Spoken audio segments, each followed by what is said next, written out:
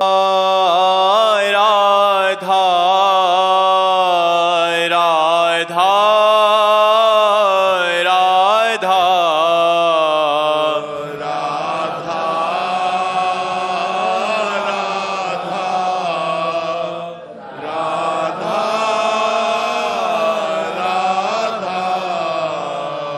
राधा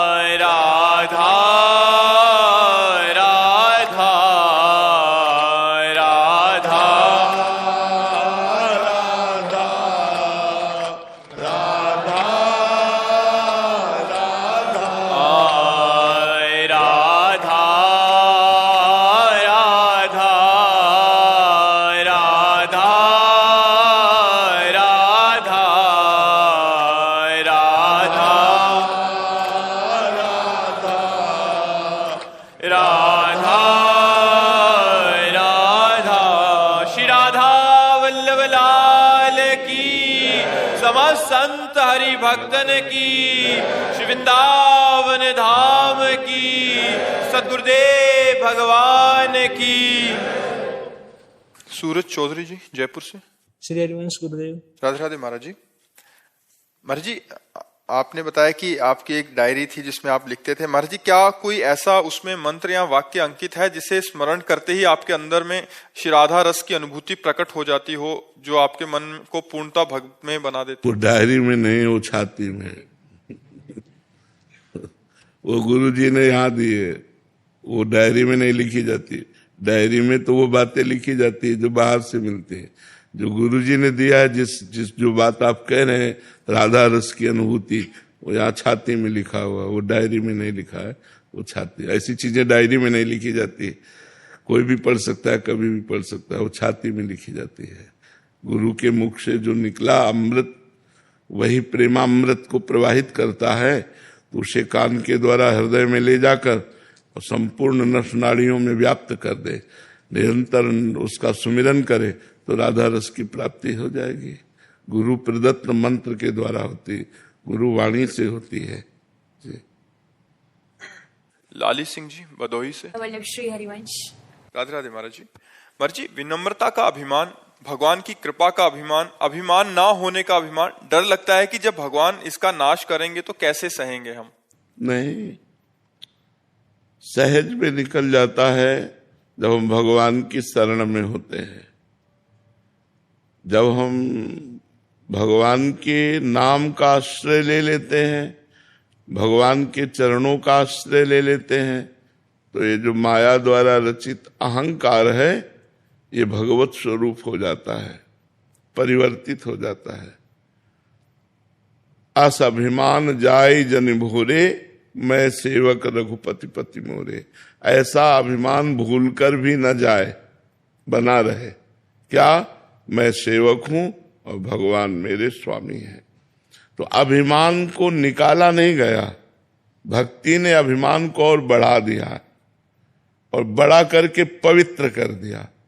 अब ये पवित्र अभिमान है कि मैं दास हूं और भगवान मेरे स्वामी हैं, तो निकाला नहीं गया। भगवान की हम पर बड़ी कृपा है, मैं भगवान का दास हूं, ये अभिमान पवित्र अभिमान है। तो इसमें हमें डरने की बात नहीं है। जब कठोर भाव होता है और यह अभिमान होता है मैं बहुत बड़ा साधक हूं, साधना तो फिर प्रश्नवाचक चिन्ह, फिर थोड़ा कठिनता होती है, फिर भयावह दृश्य भी उपस्थित हो सकता है। अगर भगवान के चरणों का आश्रय है तो उसका परिवर्तन हो जाता है। अभिमान को निकाला नहीं जाता, अभिमान का परिवर्तन हो जाता है। तो मलिन अभिमान जो है वो भगवान अपनी कृपा से नष्ट कर देते हैं। वैसे नमन भक्ति में अभिमान नष्ट करने की बड़ी सामर्थ्य है। सबको नमस्कार करें, सब में भगवान है। अगर हम ऐसा भाव करके मन से नमस्कार करें तो बहुत जल्दी अभिमान नष्ट हो जाएगा। जो मलिन अभिमान है, जो निर्मल अभिमान है, वो प्रकाशित हो जाएगा। मधुसूदन अग्रवाल जी। राधे राधे महाराज जी। महाराज जी, शरणागति और आत्मसमर्पण में क्या अंतर है और क्या? एक ही नाम, शरणागति, प्रणति, प्रपत्ति, अवलंबन, आश्रय, समर्पण, ये सब पर्यायवाची शब्द हैं। बात एक ही है। भगवान के चरणों की प्रपत्ति होना, भगवान की शरणागति होना, भगवान को आत्मसमर्पण करना, ये सब एक ही बात है। क्योंकि शरणागति में भी तन वांग मनोभीर अमलेशु हम तो आश्रिता, और समर्पण में भी यही बात है, प्रपत्ति में यही बात है, प्रणति में भी यही बात है, आश्रय में भी यही बात है, अवलंबन में भी यही बात है। तो ये शास्त्रीय शब्द हैं।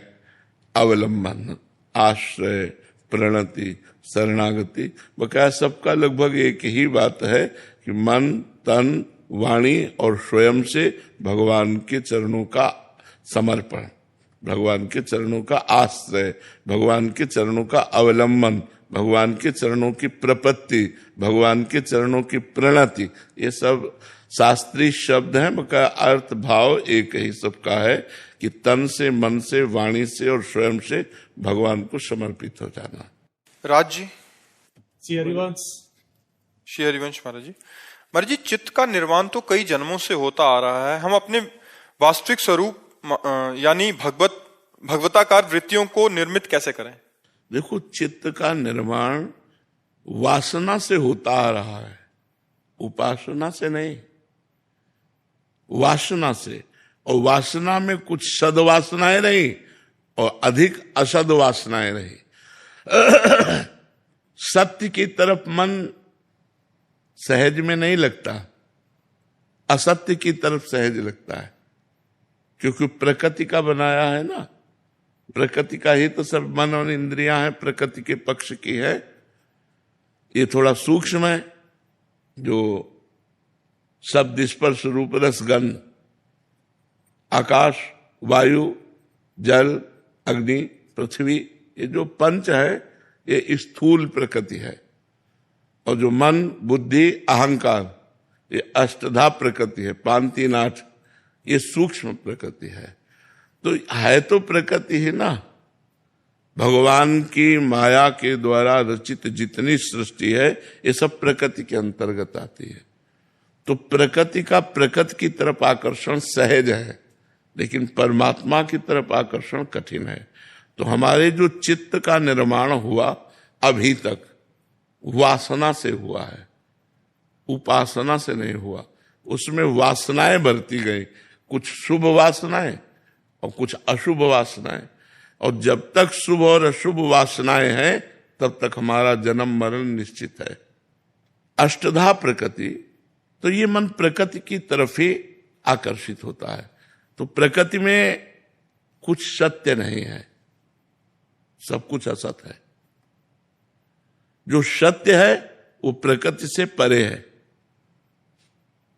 जो कुछ आप देख रहे हो, गो गोचर जहां लघु मन जाई, सो सब माया जानो भाई। उमा कहूं मैं अनुभव अपना, सत हरि भजन जगत सब सपना। जैसे स्वप्न झूठा ऐसे जगत झूठा। तो असद और असद वासनाएं एकत्रित होती गई, जिन्हें शुभ और अशुभ कहते हैं।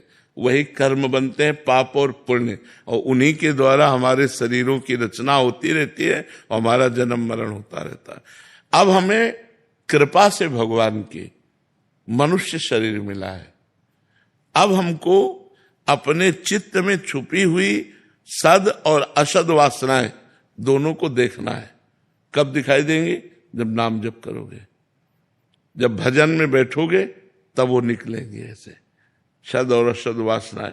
तो जो ग्रहणीय है उसे तो रख लिया, और जो त्याज्य है उससे उदासीन हो गए। इस तरह जब हम बहुत काल तक भजन करेंगे, शास्त्र स्वाध्याय करेंगे, सत्संग करेंगे, तो हमारी असद वासनाएं नष्ट हो जाएंगी और रह जाएगी सदवासना, और सदवासना भगवान में समर्पित होकर निर्वासनिक अपने स्वरूप को प्राप्त हो जाएगा। समझ पाए? दादा जी, वो जैसे आपने बताया शुभ और अशुभ, जैसे क्लिष्ट और अक्लिष्ट वृत्तियां होती है जिसमें मतलब गलत और मतलब सत्य, तो अशुभ अशुभ में ही आ गया, तो वो भी बाधक होती है ना भगवत प्राप्त। हाँ, तो और क्या, उनका कोई महत्व थोड़ी। तभी तो कह रहे हैं असद वासनाएं सदवासना के द्वारा नष्ट हो गई, और भगवत उपासना से सदवासना का भगवान में लय हो गया। तो शुभ अशुभ विध्वंस तब जयति जयति जगुच्चरे, वो भगवत प्राप्त हो गया, वो आत्म स्वरूप को प्राप्त हो गया। समझ गया? रणविजय सिंह जी गोरखपुर से। राधे राधे राधे महाराज जी। महाराज जी, अज्ञानतावश बहुत सारे पाप हुए पूर्व में, जिसके फलस्वरूप मैं नरक पद का भावी दावेदार सिद्ध हूं। श्री जी की कृपा से मनुष्य जन्म मिला। मनुष्य जीवन की सार्थकता क्या है आपसे ज्ञात हुआ। महाराज जी, नाम जप करने का अभी पूर्णतः प्रयास कर रहा हूं, लेकिन डर लगा रहता है कि फिर से गलती ना हो जाए, इस वजह से कुसंग का पूर्णतः त्याग कर दिया है। अब आप एक लोकते मित्र हैं जो जीवन का मार्गदर्शन कर रहे हैं। महाराज जी, ऐसा क्या उपाय करूं जिससे आपकी चाह में मेरी चाह हो जाए और आपके विपरीत कोई भी कार्य ना हो। राधा राधा राधा राधा राधा, इसी का चिंतन करो, इसी का जप करो, इसी का अंदर से श्रवण करो, इसी का कीर्तन करो, इसी को जीवन बना लो, फिर आप देख लोगे, खुद आप देख लेना। माया से कौन भयभीत नहीं है? भय तो जब तक शरीर है तब तक सबको भय है कि कहीं कोई चूक ना हो जाए।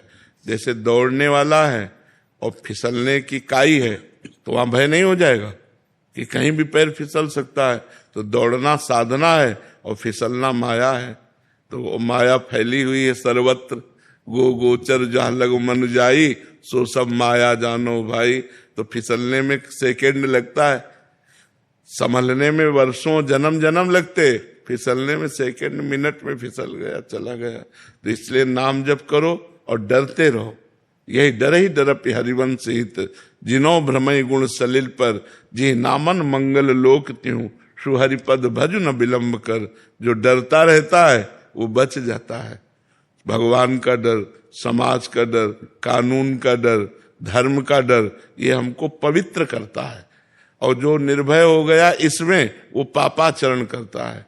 अभय होए जो तुम्हें डराई, जो भगवान के डर से डर कि कहीं कोई हमसे गलती ना हो जाए, कहीं कोई पाप ना हो जाए, वो अभय हो जाता है। भगवान की शरण में रहो अंदर से और खूब नाम जप करते रहो, यही सर्व मंगल कर देगा, यही सर्व मंगल कर देगा। डरने की कोई बात नहीं। जो हमसे गलतियां हुई हैं वो भगवान के नाम जप से नष्ट हो जाएंगी। नाम संकीर्तनम यस्य सर्व पाप प्रणाशनम, प्रणामो दुख शमनम तम नमामि हरिम परम। जो नाम संकीर्तन करता है, भगवान को साष्टांग दंडवत प्रणाम करता है, उसके पाप नष्ट हो जाते हैं, उसका दुख नष्ट हो जाता है और सदा सदा के लिए भगवान के आनंद को प्राप्त हो जाता है। इसलिए चलते रहो, नाम जप करते रहो और चलते रहो। संजीव कुमार जी मथुरा से। राधे राधे। राधे राधे महाराज जी। महाराज जी, आपने इस अधम पापी को सब कुछ दे दिया। गुरुदेव ऐसे ही अपनी कृपा बनाए रखें। गुरुदेव, भगवान राधा अष्टमी, कृष्ण जन्माष्टमी, एकादशी, गुरुवार आदि विशेष दिनों में कुछ अलग ही भजन में आनंद मिलता है। महाराज जी, सभी दिनों में क्यों नहीं मिलता? अभी एक रस स्थिति नहीं आई है, महत्व बुद्धि है, इसलिए ऐसा नहीं। रोज है हमारे पास, रोज नया उत्साह, प्रतिपल नया उत्साह। इसमें कोई ऐसा थोड़ी है कि हमें तो पता भी नहीं कि कौन दिन है, कौन सी तारीख है, कौन सी तिथि है, हमें नहीं पता रहता। न कोई कैलेंडर है, न कोई मोबाइल है, न कोई टीवी है, न कोई किसी से कोई मतलब है। तो अपने लिए तो रोज उत्साह है, प्रतिपल उत्साह है। तो ऐसा नहीं कि दिन उत्साह पैदा करता है, हमारी मान्यता उत्साह पैदा करती है। आज द्वादशी है, आज एकादशी है, आज अमुक तिथि है, आज हमें भजन, हमारे दिमाग में आ गया ना आज पवित्र तिथि है, तो भजन में रुचि बढ़ने लगी। आज के दिन भजन ज्यादा लाभ देता है, इसलिए ऐसा बात। भजन तो एक रस होता है, तो चाहे कुदिन हो, चाहे सुदिन हो, चाहे अच्छा हो, चाहे बुरा हो, वो हर स्थिति में एक रस रहता है। अभी प्रारंभिक स्थिति, आगे बढ़ो, एक रस शक्ति आ रही। शिवम जी ग्वालियर से। महाराज जी, हमने आप और सब गुरुजनों के श्रीमुख से सुना है कि संत जन दूसरे जनों पर करुणा करने के लिए उनके कष्ट अपने ऊपर ले लेते हैं। इस अधम जीव में कोई सामर्थ्य तो नहीं है, पर उसी प्रकार अपने गुरुदेव के बल से किसी का कष्ट अपने ऊपर ले सकता हूं। अब इतनी सामर्थ्य होता है, संकल्प सिद्ध होना चाहिए। इसमें संकल्प सिद्धि काम करती है। इतना बड़ा तप हो कि अंदर से संकल्प किया और वो जान भी नहीं पाया और उसके प्रारब्ध को स्वयं भोग लिया, ये बड़े बड़े सिद्धों में होता है, साधकों में तो होता नहीं है, ये सिद्ध पुरुषों में होता है। तो ये तुम्हारी सामर्थ्य तो नहीं है ऐसी, ये सिद्ध पुरुषों में होता है, जो भगवत प्राप्त महापुरुष होते हैं, जो अपने जनों में देखते हैं कि बुरा प्रारब्ध आया और ये इसको ले डालेगा, ये इसकी साधना को विघ्न पहुंचा देगा, तो संकल्प किया और अपने ऊपर ले लिया और उसको जानने भी नहीं दिया और बड़ा कष्ट भोगा और भोग कर निपटा दिया। क्योंकि उनका तो अभ्यास है भगवत चिंतन का, तो कोई भी प्रारब्ध उनके भगवत चिंतन को रोक नहीं सकता। और जो साधक है वो भगवत चिंतन में डगमगा जाएगा। इसलिए ऐसा कभी कभी सिद्ध पुरुष जन करते हैं, जो शरणागत समर्पित होते हैं, उनके दुख को स्वयं लेकर भोग लेते हैं और उनके प्रारब्ध का नाश कर देते हैं। प्रियंका कौर जी। राधे राधे महाराज जी। महाराज जी, जननी जने तो भक्त जने, कह दाता कह सूर, नहीं तो जननी बांझ रहे, काहे गवावे नूर। महाराज जी, आप कह रहे हैं कि गर्भ धारण करने से पहले एक स्त्री को अपनी जीवन शैली धर्म के अनुसार कर लेनी चाहिए ताकि उसकी कोख पवित्र हो सके। और गर्भ के काफी उन्होंने वो लिखा है कि फिर कह रहे हैं कि मैं और मेरे पति विदेश में रहते हैं, दोनों ही जॉब पर जाते हैं, दिन में लगभग 8 से 9 घंटे मेरे विदेशियों से साथ काम करने के लिए मतलब संग होता है। महाराज जी, तो ऐसे में विचार आता है कि ऐसी जीवन शैली कैसे लाएं। और क्योंकि मैं काम करने से हमें क्या फर्क पड़ता है, किसका काम करने से फर्क क्या पड़ता है?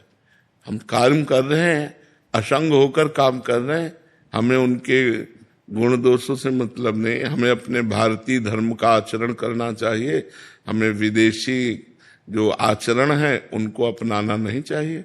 काम करने से आप लोग सब आए हैं अलग अलग प्रदेश से, अलग अलग गांव से, अलग अलग खोपड़ी, अलग अलग स्वभाव, लेकिन हम सबसे प्यार से व्यवहार कर रहे हैं।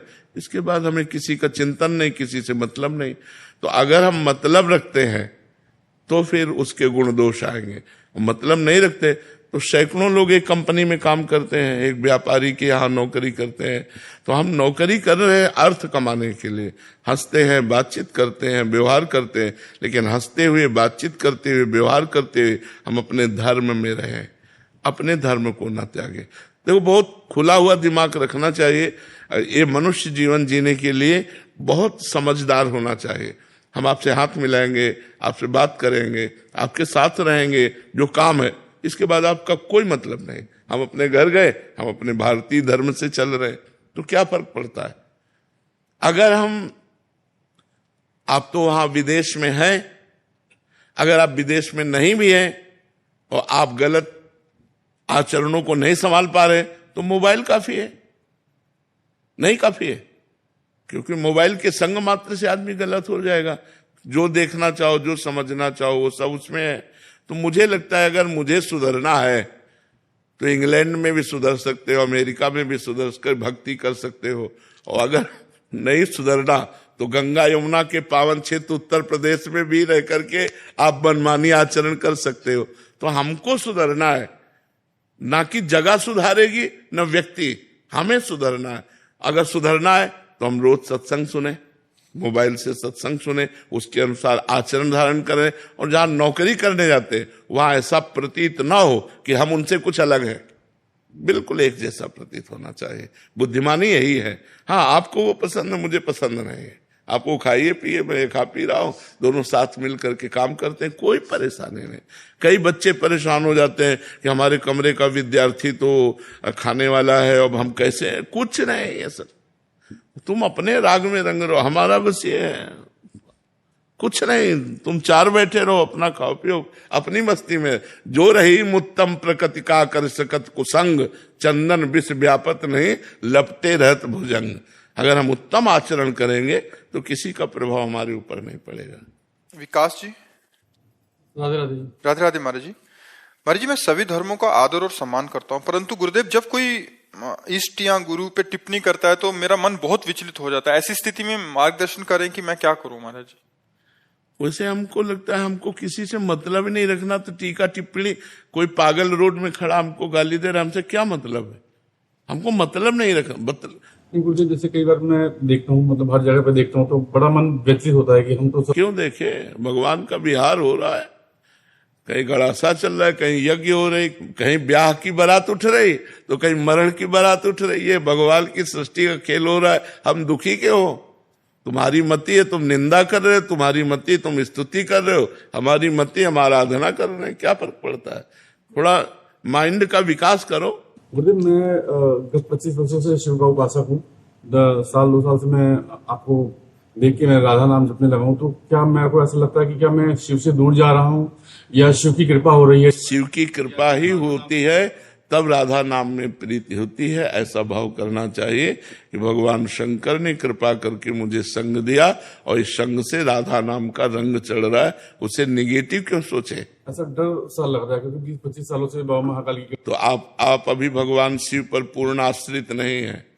अगर पूर्ण आश्रित हो तो हुक्म पर हम प्राण त्याग दें। तो हमारे शिव का अगर इशारा है कि राधा नाम जप करो, तो मैं राधा नाम जप करूंगा और अंदर से समझूंगा ये महाकाल की आज्ञा है, तो हमें परेशानी क्या है?